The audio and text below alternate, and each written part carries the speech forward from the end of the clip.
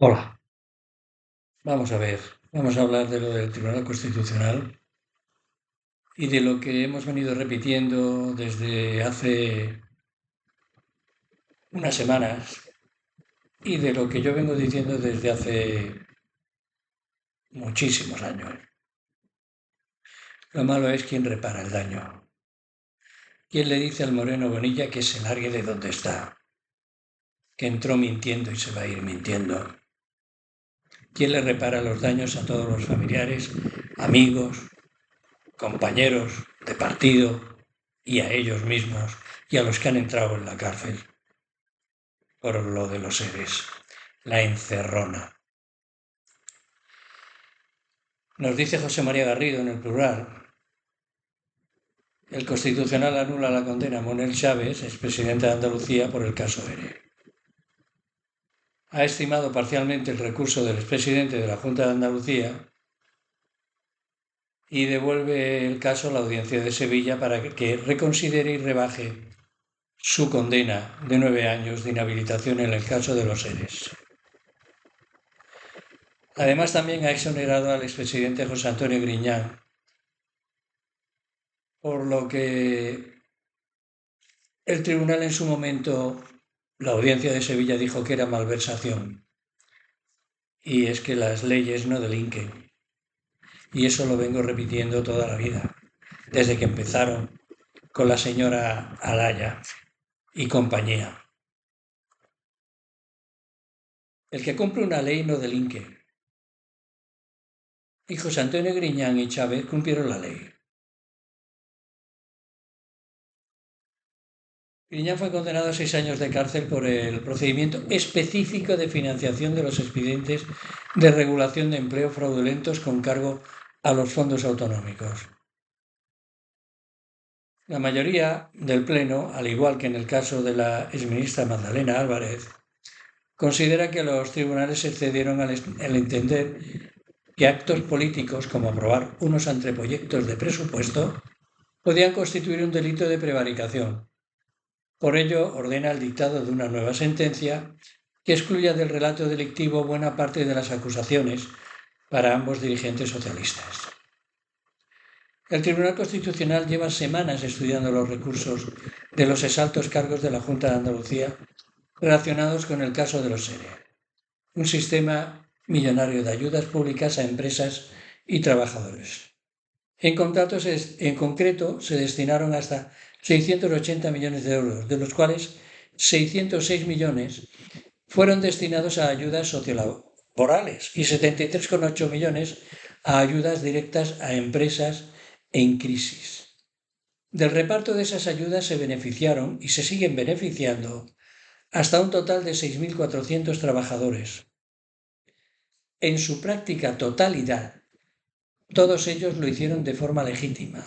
Luego, no hubo en ningún momento ni robo, no hubo fraude y no hubo corrupción. Que quede claro. No llegan a un centenar los intrusos, personas ajenas a las empresas en crisis que recibieron ayudas. Estos son los delincuentes. No llegan a un centenar y no son del Partido Socialista. Eran gentuza que algunas empresas con empresarios gentuza y algunas aseguradoras con empresarios gentuza metieron en las listas de los trabajadores que legalmente estaban en el ERE, para que estos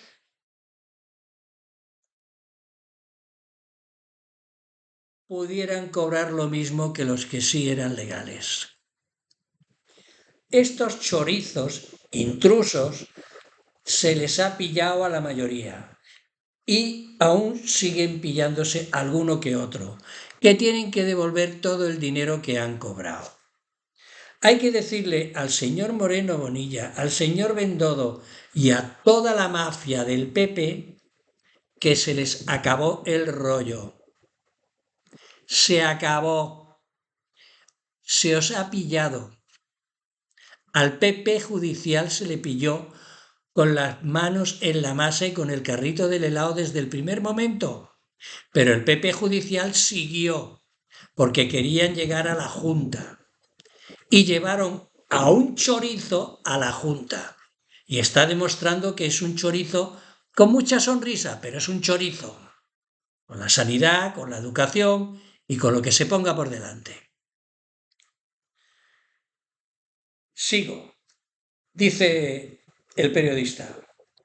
De este modo, más del 90% del dinero de los ERE fue a parar a trabajadores de empresas en crisis que efectivamente cumplían los requisitos para recibir las ayudas. El resto del dinero fue a parar a sobrecomisiones o ayudas directas a empresas e instituciones.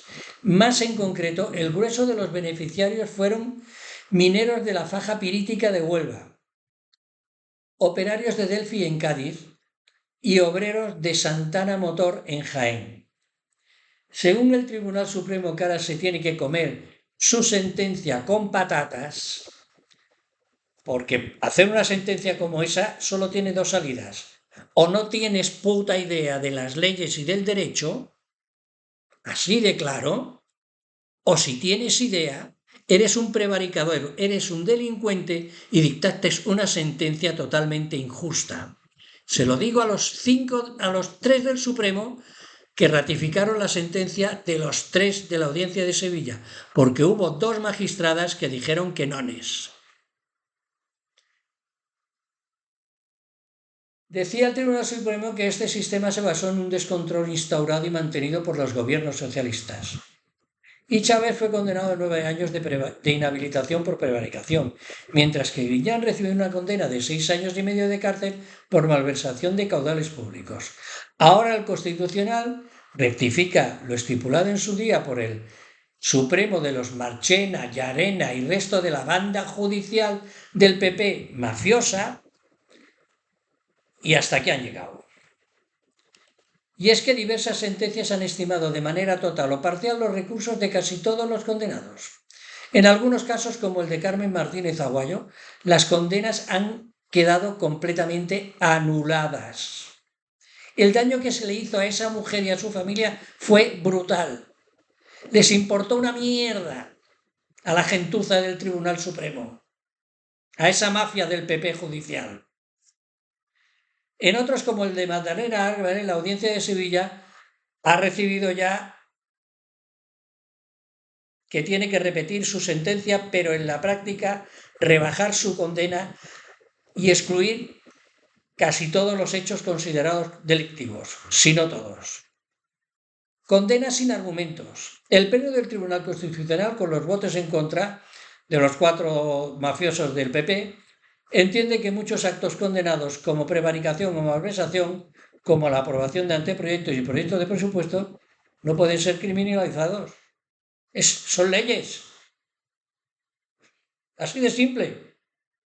El que cumple la ley no es un delincuente.